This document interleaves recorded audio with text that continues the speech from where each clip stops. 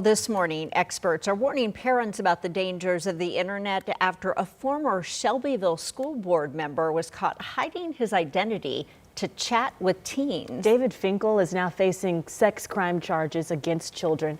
Our Matthew Fultz is in studio this morning with the details that parents need to know to keep their kids protected. Good morning, Matthew. Good morning to you both. We're learning from investigators that Finkel allegedly pretended to be a 27-year-old woman on several apps talking to underage teens. And court documents also say that he had child pornography on his own phone. Now, federal investigators say they were first alerted last April after the mother of one of the teens reported getting messages from Finkel.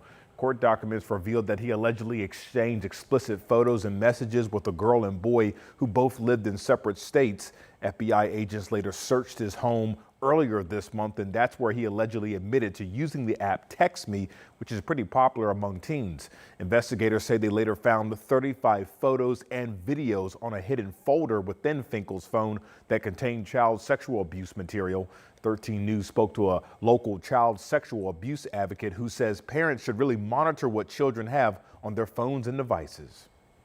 If parents sense that something is going on with their children, if there are changes in behavior, if your child is unusually protective of their cell phone or wants to keep their phone with them all night, a lot of times these conversations with strangers are going on all night long. That's why we encourage parents to have boundaries on kids with their cell phones.